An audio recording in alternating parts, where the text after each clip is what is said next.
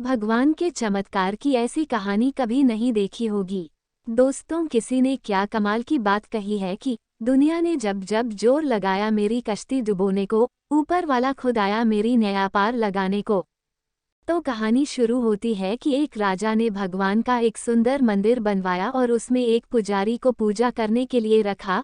काफी समय बीत गया, राजा की भी उम्र हो गई थी और पुजारी की भी उम्र हो चली थी। लेकिन राजा का एक नियम था कि वो हर सुबह अपने सैनिक के साथ एक फूलों की माला भिजवाया करता था और उस माला को पुजारी जी भगवान श्री कृष्ण को चढ़ाया करते थे। उसके बाद जब राजा भगवान के दर्शन करने आया करते थे तब पंडित जी उस माला को भगवान के गले से निकालकर राजा के गले में डाल दिया करते थे। ये लगभग रोज की दिनचर्या बन गई थी। पुजारी जी बूढ़े हो चले थे और राजा भी बूढ़े हो चले थे। एक दिन राजा की तबीयत खराब हो जाती है तो राजा ने माला सिपाही के हाथ भिजवाते हुए सिपाही से कहा कि पंडित जी कहना कि आज हमारी तबीयत ठीक नहीं है तो आज हम आ नहीं पाएंगे, तो आज हमारा इंतजार न करें। उसके बाद सिपाही ने माला जाकर पुजारी जी को दे दी और सारी बात पंडित जी को बताई। पंडित जी ने भी माला को श्री कृष्ण को चढ़ा दी। तो उसके बाद पंडित जी ने सोचा कि इतने साल गुजर गए कि भगवान की इस माला को हमेशा राजा जी को ही पहनाई है, लेकिन आज तक मैंने कभी इस माला को कभी खुद नहीं पहना। तो हो सकता है कि जरूर यह प्रभु की इच्छा है कि इतने सालों में आज मौका मिला है कि प्रभु की इस माला को मैं अपने गले में पहन पाऊँ। तो यह तो परंपरा ही थी कि प्रभु की वह माला तो निकलती ही थी, तो इस बार पंडित जी ने वह माला अपने गले में डाल ली। लेकिन तभी सिपाही दौड़ते हुए आया और बोला कि महाराज को वहाँ कुछ ठीक नहीं लग रहा है, तो राजा साहब मंदिर की तरह ही आ रहे हैं, आप तैयारी करना शुरू कीजिए। राजा को लगा कि इतने सालों से बनी हुई परंपरा कहीं टूट न जाए, इसलिए वह मंदिर की ओर आने लगे। जैसे ही पंडित जी ने यह सुना, उन्होंने तुरंत माला गले से निकल और भगवान को पहना दी। घबराहट में पंडित जी समझ नहीं पाए कि उन्होंने क्या गलती कर दी है। पंडित जी को लगा कि अगर राजा को पता चला तो वो उसे दंड दे देंगे। अब राजा आए तो रोज की तरह पंडित जी ने माला भगवान के गले से उतारी और राजा को पहना दी। लेकिन राजा की नज़र माला पर पड़ी, उसमें एक सफ़ेद बाल था। राजा को बात समझ आ गई कि ये सफ़ेद बाल पुजारी का है। राजा ने पुजारी से पूछा कि क्या इस माला को आपने पहना था?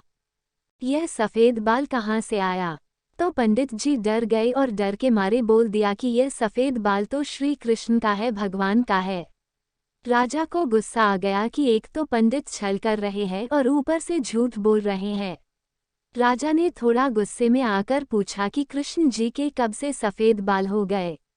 ठीक है, कोई नहीं, मैं कल श्रृंगार के समय आऊँगा, तब देखूंगा कि श्री कृष्ण के बाल सफ़ेद हैं या नहीं।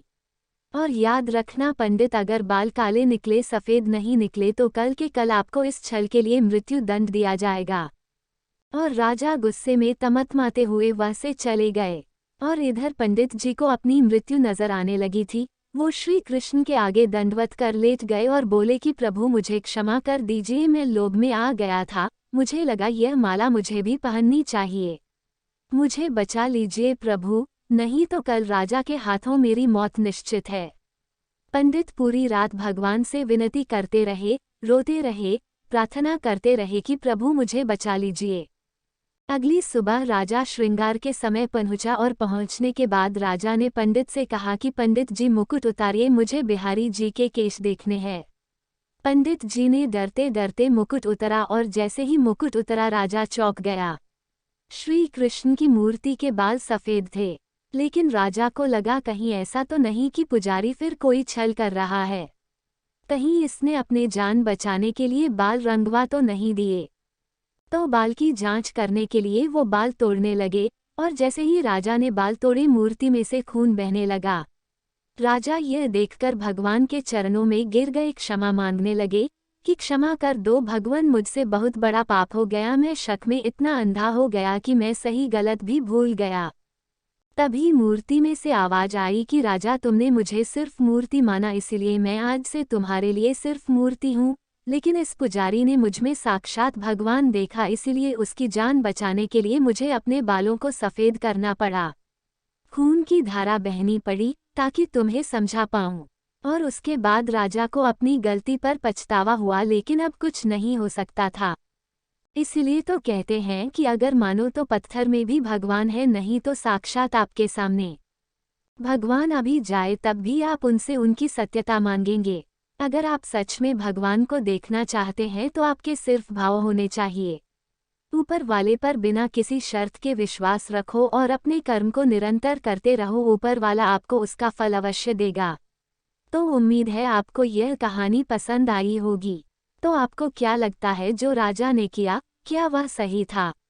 क्या एक राजा होने के नाते उसके पास सत्य की पहचान करने का कोई और रास्ता भी था? हमें कमेंट करके जरूर बताइएगा।